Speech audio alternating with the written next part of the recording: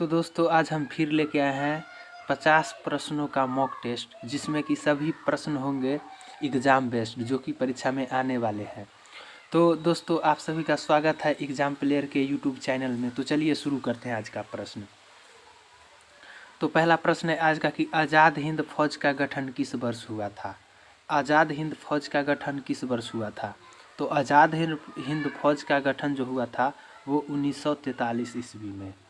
आज़ाद हिंद फौज का गठन 1943 ईस्वी में। इसमें कुल 50 प्रश्न है। ये प्रश्न जो है परीक्षा में आने की प्रबल संभावना है, तो इसे ज़रूर है जो अच्छे से देखिएगा और याद कर लीजिएगा। अगला प्रश्न है कि हुमायूं का मकबरा कहाँ है। हुमायूं का मकबरा जो है हुमायूं, उसका मकबरा कहाँ है। तो हुमायूं का मकबरा कहाँ है, दिल्ली में। याद रखिएगा, एक मकबरा से क्वेश्चन आता है कि किसका मकबरा कहाँ है, तो हुमायूं का मकबरा दिल्ली में है। शेर शाह का मकबरा कहाँ है, शेर शाह का मकबरा है सासाराम में। सासाराम में है शेर शाह का मकबरा। अगला प्रश्न है कि माउंट किलिमंजारो कहाँ स्थित है। माउंट किलिमंजारो जो है वह कहाँ स्थित है, बहुत इंपॉर्टेंट क्वेश्चन है। तो माउंट किलिमंजारो जो है तंजानिया में स्थित है। माउंट किलिमंजारो कहाँ है, तंजानिया में। अगला प्रश्न है कि उच्च न्यायालय में प्रथम महिला न्यायाधीश कौन थी। उच्च न्यायालय जो है उसमें प्रथम महिला न्यायाधीश कौन थी। तो उच्च न्यायालय में प्रथम महिला न्यायाधीश थी अन्ना चांडी। अन्ना चांडी जो थी उच्च न्यायालय में प्रथम महिला न्यायाधीश थी। अगला प्रश्न है कि राष्ट्रपति द्वारा राज्यसभा में कितने सदस्यों को मनोनीत किया जाता है। राष्ट्रपति द्वारा राज्यसभा में कितने सदस्यों को मनोनीत किया जाता है। तो इसमें राष्ट्रपति द्वारा 12 सदस्यों को राज्यसभा में मनोनीत किया जाता है। याद रखिएगा, राष्ट्रपति द्वारा 12 सदस्यों को राज्यसभा में मनोनीत किया जाता है। अगला प्रश्न है कि किस ग्रह को लाल ग्रह के रूप में जाना जाता है। टाइपिंग एरर है। तो किस ग्रह को लाल ग्रह के रूप में जाना जाता है, तो क्या है, मंगल ग्रह। मंगल ग्रह को लाल ग्रह के रूप में जाना जाता है, मंगल ग्रह।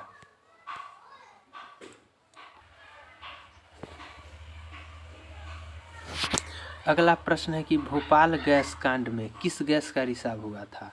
भोपाल में जो गैस कांड हुआ था उसमें किस गैस का रिसाव हुआ था। तो भोपाल गैस कांड में मिसाइल आइसोसाइनेट गैस का जो है रिसाव हुआ था भोपाल गैस कांड में। अगला प्रश्न है कि सौर मंडल का सबसे बड़ा उपग्रह कौन सा है। सौर मंडल का सबसे बड़ा उपग्रह कौन सा है। तो सौर मंडल का सबसे बड़ा उपग्रह कौन है, गैनीमेड। गैनीमेड जो है, गैनीमेड ये सौर मंडल का सबसे बड़ा उपग्रह है। अगला प्रश्न है कि राजराजा प्रथम किस वंश का प्रसिद्ध राजा था। राजराजा प्रथम जो है वह किस वंश का प्रसिद्ध राजा था। तो ये थे चोल वंश के राजा थे। राजराजा प्रथम जो थे, राजराजा प्रथम ये चोल वंश के राजा थे। तो इतना बात आपको याद रखना है। अगला प्रश्न है कि जापानी संसद को किस नाम से जाना जाता है। जापानी संसद जो होता है, जापान का संसद, उसे किस नाम से जाना जाता है। तो जापानी संसद को डाएट के नाम से जापानी संसद को जाना जाता है।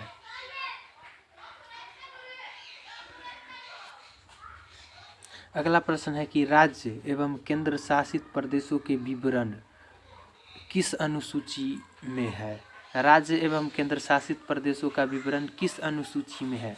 तो अनुसूची प्रथम में राज्य एवं केंद्र शासित यानी कि भारत के राज्यों का वर्णन जो है प्रथम अनुसूची में है। इतना बात आपको याद रखना है। अगला प्रश्न है कि ओजोन दिवस किस तिथि को मनाया जाता है। ओजोन दिवस जो है, ओजोन दिवस वह किस तिथि को मनाया जाता है। तो ओजोन दिवस 16 सितंबर को ओजोन दिवस मनाया जाता है। 16 सितंबर को ओजोन दिवस मनाया जाता है। तो इतना आपको याद रखना है, ओजोन दिवस 16 सितंबर को मनाया जाता है। अगला प्रश्न है कि नाथुला दर्रा कहाँ स्थित है। नाथुला दर्रा जो है, नाथुला दर्रा वह कहाँ स्थित है। तो नाथुला दर्रा जो है वह सिक्किम में स्थित है। नाथुला दर्रा कहाँ स्थित है? सिक्किम में स्थित है। नाथुला दर्रा सिक्किम में स्थित है। अगला प्रश्न है कि हवा महल का निर्माण किसने करवाया था? हवा महल जो होता है, हवा महल, उसका निर्माण किसने करवाया था? तो हवा महल का निर्माण करवाया था सवाई प्रताप सिंह। सवाई प्रताप सिंह जो है, सवाई प्रताप सिंह, इन्होंने हवा महल का निर्माण करवाया था। अगला प्रश्न है कि भारत भ्रमण पर चीनी यात्री फहियान किसके काल में आया था? भारत यात्रा पर चीनी जो यात्री था फहियान किसके काल में आया था? तो गुप्त काल में आया था। किस काल में आया था? तो यह गुप्त काल में आया था भारत भ्रमण पर चीनी यात्री फहियान। अगला प्रश्न है कि भारत के किस राज्य की सीमा सबसे अधिक राज्यों से मिलती है?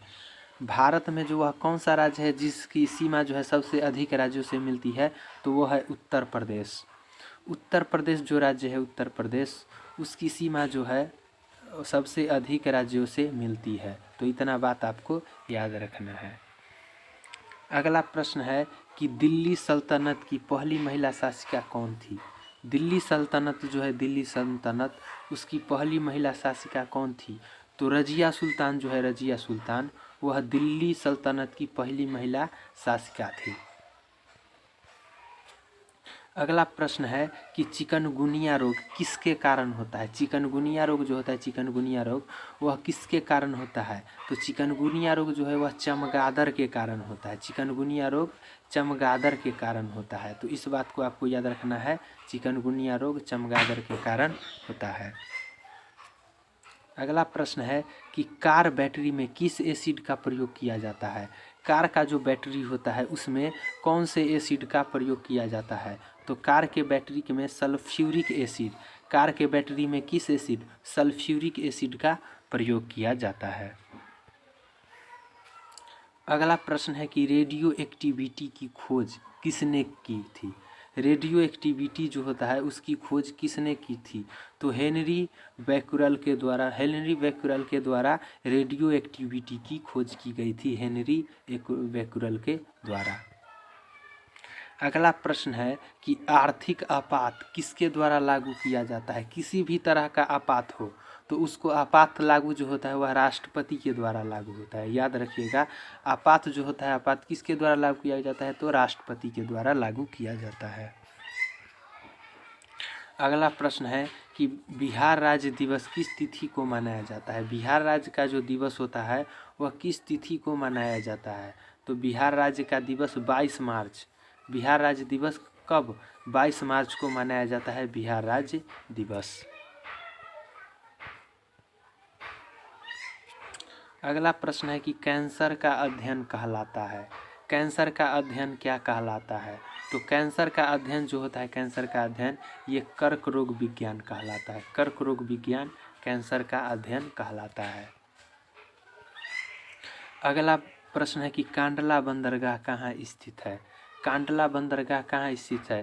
तो ये कच्छ की खाड़ी में स्थित है। कांडला बंदरगाह जो है यह कच्छ की खाड़ी में स्थित है। अगला प्रश्न है कि ताजे पानी की विश्व की सबसे बड़ी झील कौन सी है?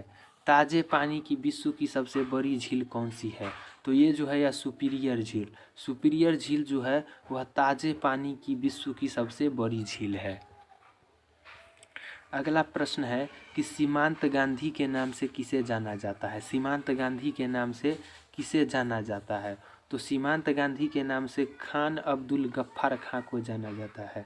खान अब्दुल गफ्फार खां को सीमांत गांधी के नाम से जाना जाता है। सबसे चमकीला तारा कौन सा है? सबसे चमकीला तारा जो होता है वह कौन सा है? तो सबसे चमकीला तारा साइरस, साइरस जो होता है वह सबसे चमकीला तारा है।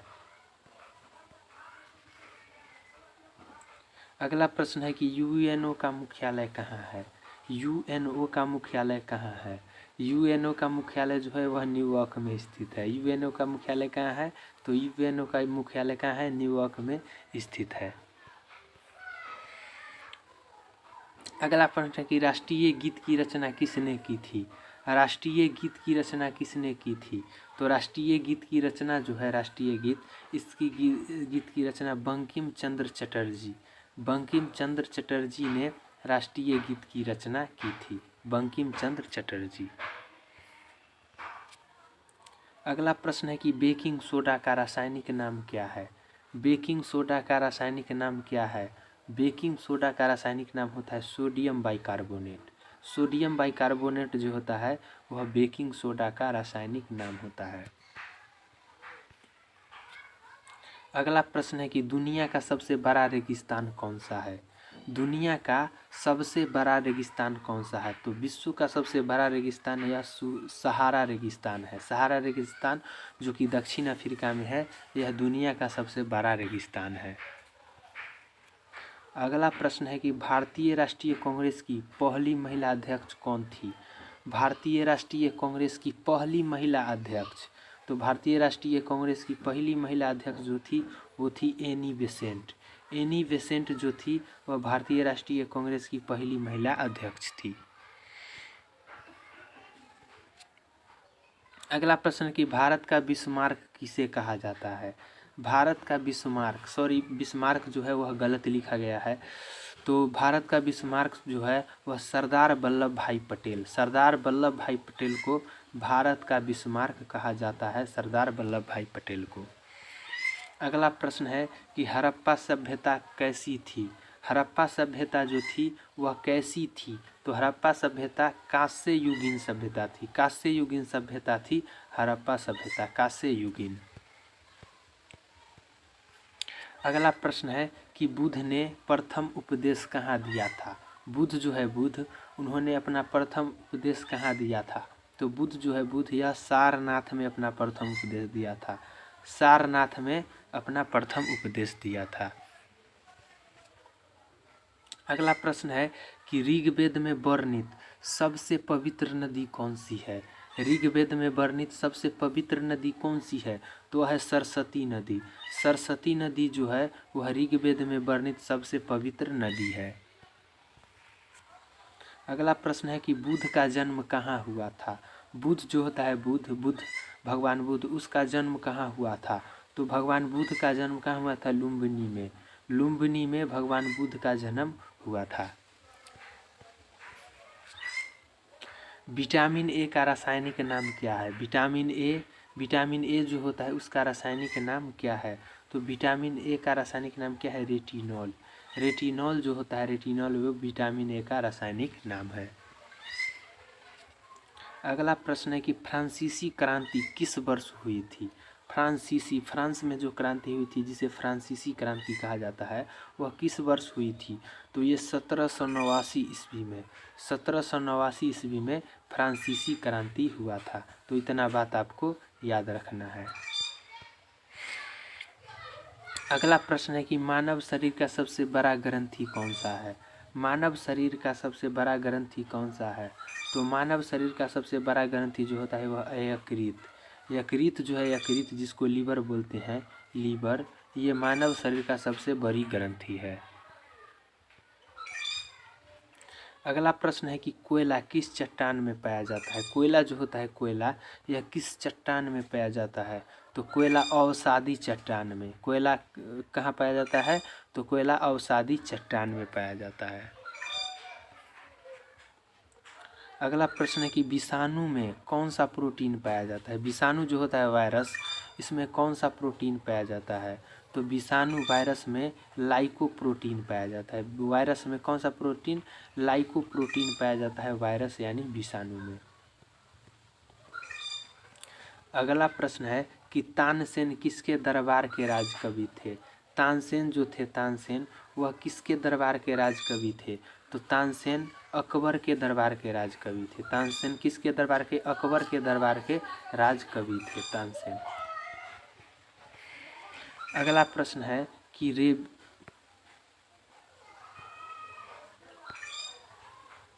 रेबीज किस जानवर के काटने से होता है? रेबीज जो बीमारी है, रेबीज, यह किस जानवर के काटने से होता है? तो रेबीज जो होता है, रेबीज, ये कुत्ता के काटने से होता है। रेबीज किसको काटने से होता है? कुत्ता के काटने से रेबीज होता है।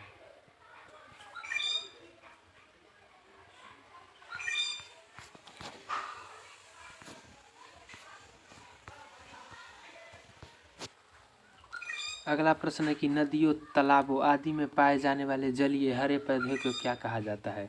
नदियों, तालाबों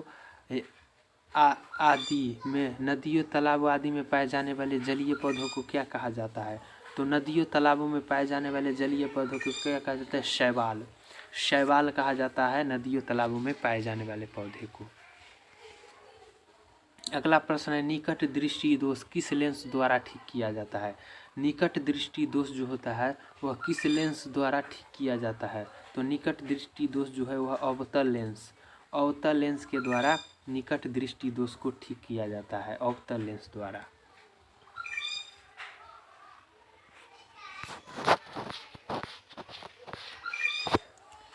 अगला प्रश्न है कि उड़ते हुए वायुयान की ऊंचाई मापने के लिए किस यंत्र का प्रयोग किया जाता है? उड़ते हुए वायुयान की ऊंचाई मापने के लिए किस यंत्र का प्रयोग किया जाता है? तो उड़ते हुए वायुयान को ऊंचाई मापने के लिए अल्टीमीटर का प्रयोग किया जाता है। उड़ते हुए वायुयान की ऊंचाई अल्टीमीटर से मापा जाता है। तो इतना बात आपको याद रखना है।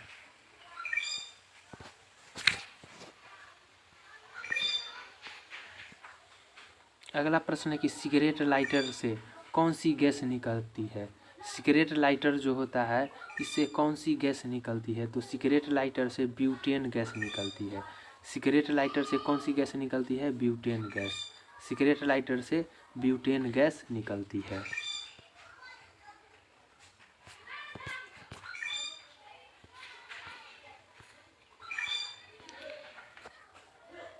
अगला प्रश्न है डाउन सिंड्रोम से पीड़ित व्यक्ति में कितने गुणसूत्र होते हैं? डाउन सिंड्रोम से पीड़ित व्यक्ति में कितने गुणसूत्र होते हैं? तो डाउन सिंड्रोम से पीड़ित व्यक्ति में कुल 47 गुणसूत्र होते हैं। डाउन सिंड्रोम से पीड़ित व्यक्ति में कितने गुणसूत्र होते हैं? तो 47 गुणसूत्र होते हैं।